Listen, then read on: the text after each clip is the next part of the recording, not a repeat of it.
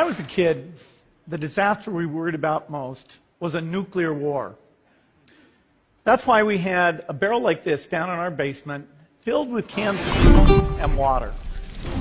When the nuclear attack came, we were supposed to go downstairs, hunker down, and eat out of that barrel.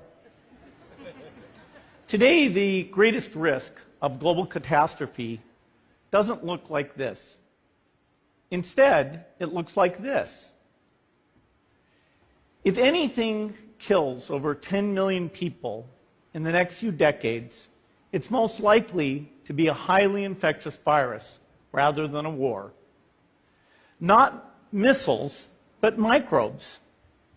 Now, part of the reason for this is that we have invested a huge amount in nuclear deterrence.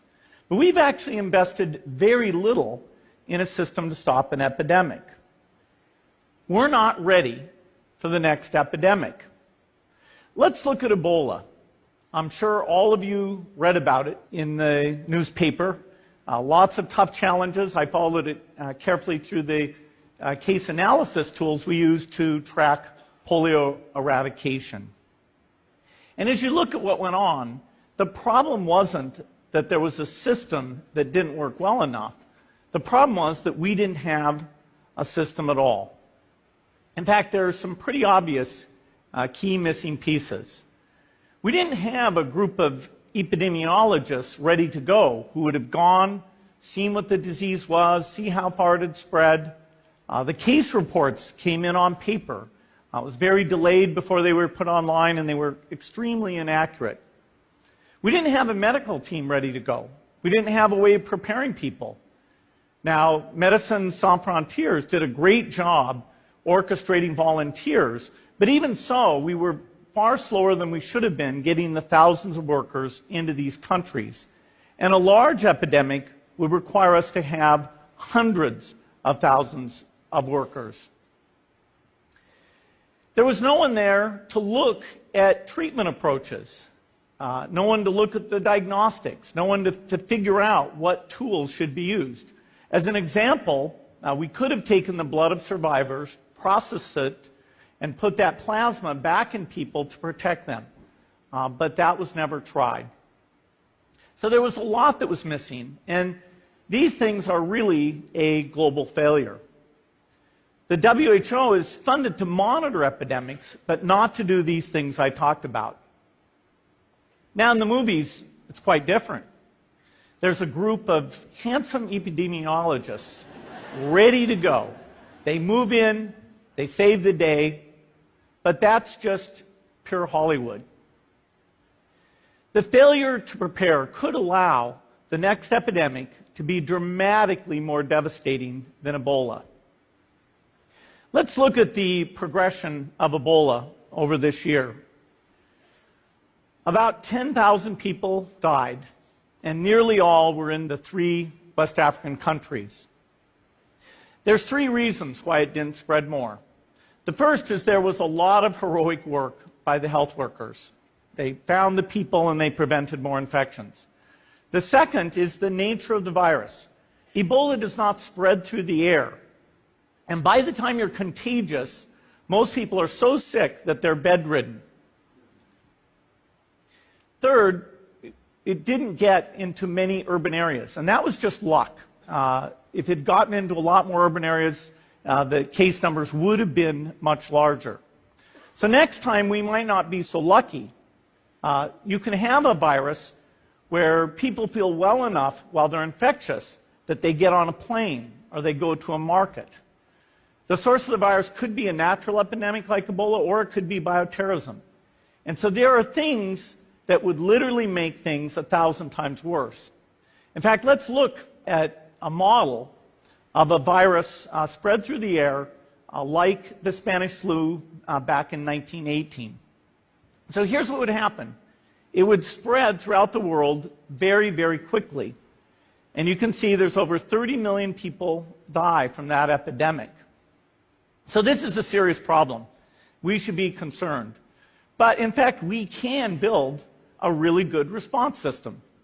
We have the benefits of all the science and technology that we talk about here. We've got cell phones to get information from the public and get information out to them. We have satellite maps where we can see where people are and where they're moving. We have advances in biology that should dramatically change the turnaround time to look at a pathogen and be able to make drugs and vaccines that fit for that pathogen. So we can have tools, but those tools need to be put into an overall global health system, and we need preparedness. The best lessons, I think, on how to get prepared are, again, what we do for war. For soldiers, we have full-time waiting to go. We have reserves that can scale us up to large numbers. NATO has a mobile unit that can deploy very rapidly. NATO does a lot of war games to check, are people well trained? Do they understand about fuel and logistics and the same radio frequencies? So they are absolutely ready to go. So those are the kinds of things we need to deal with an epidemic. What are the key pieces?